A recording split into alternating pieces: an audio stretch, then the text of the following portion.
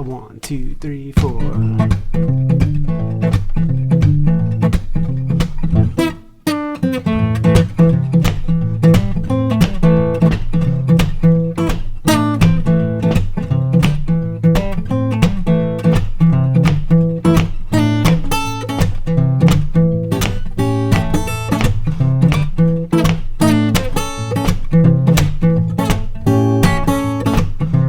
When you're playing blues guitar, it's really helpful to try to mix the major and the minor pentatonic scales together, but that's easier said than done. But here's the shape that's going to help you visualize merging these two scales together in a way that seems to be underused. It's not used enough, in my opinion. And it's great because it starts with just the bar chord. The base of the whole thing is this A position bar chord. This is the scale that we want to merge on top of this one. It's what people sometimes call box 5. And I'll just play through the shape.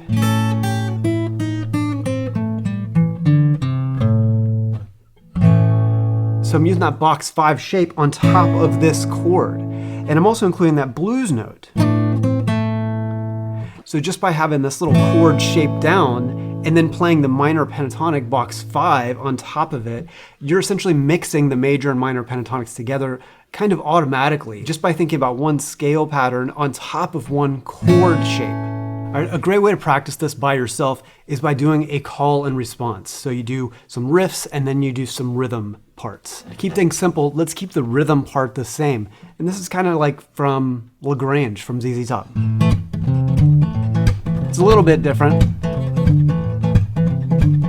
It's almost like it's a little bit like John Lee Hooker's Boogie. So what we want to do is add some riffs and then go back to that rhythm phrase. So you pull riffs from the scale part. Let's just start with the scale, like using this note. Okay, so that's a riff. So we do something like this. 1, 2, 3, 4, 1, 2.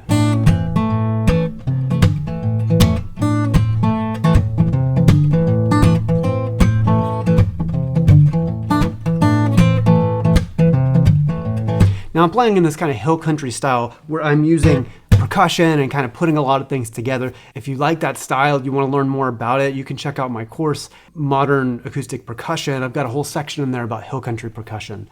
But if you can't do all that percussion stuff, you can still do call and response like this.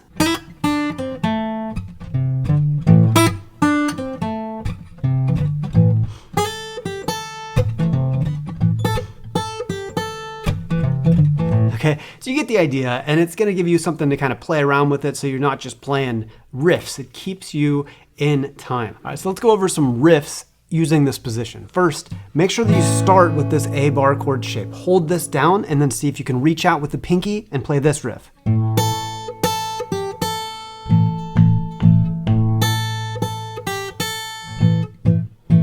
Okay, notice I'm going back to just this little A chord just to keep time. Let's see what that sounds like with the metronome. 1, 2, 3, 4, 1. 2, 3, 4, 1. 2, 3, 4, 1. Okay, that's one riff. Let's try another one.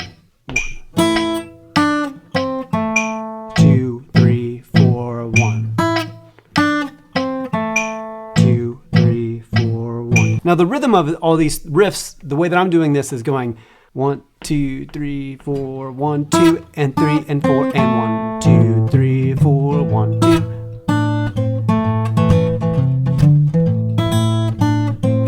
You can try to add this monotonic thumb to kind of keep that rhythm. If you're just a beginner, just try to do a riff and then go back to a rhythmic phrase. So it could just be 3, 4, 1. And always try to keep it on beats 2, 3, 4, 1, riff, riff, riff, riff. 2, 3, 4, 1, riff, riff, riff, riff. 2, 3, 4, 1, riff, riff, riff, riff. 2, 3, 4, 1. It overlaps in a way that it's not just like 1, 2, 3, 4, 1, 2, 3, 4. They mix in a way that it kind of overlaps into the second measure. 1.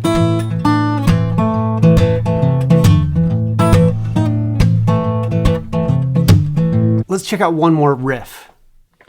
2, 3, 4, 1. Remember, you can mix these notes up, but this is just some examples. 1, 2, 3, 4, 1.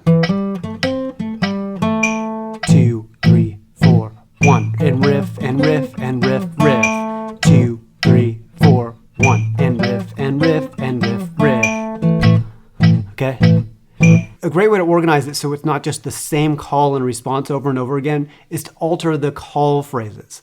Remember, the call phrases are the riffs. So if we do a riff, the rhythm guitar part, okay, and then a different riff, so kind of like riff B, or call phrase B, going into back to the regular response. It's important to keep the response phrase the same, otherwise you're just playing kind of random things all over the place. The response phrase is what keeps it going and holds all the stuff together.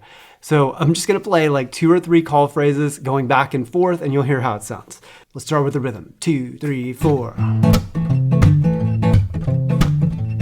Call phrase 1. That was call phrase 2.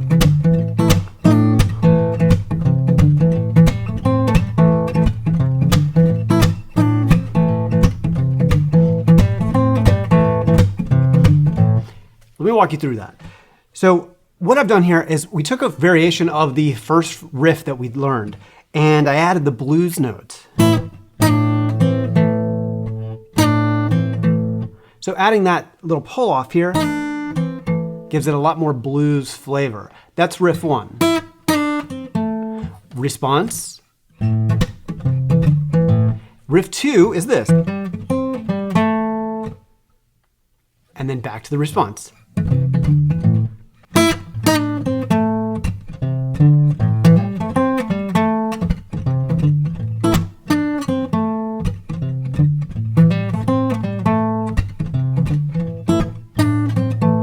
And just by itself, that's pretty cool, and it's gonna help you practice the scale shape.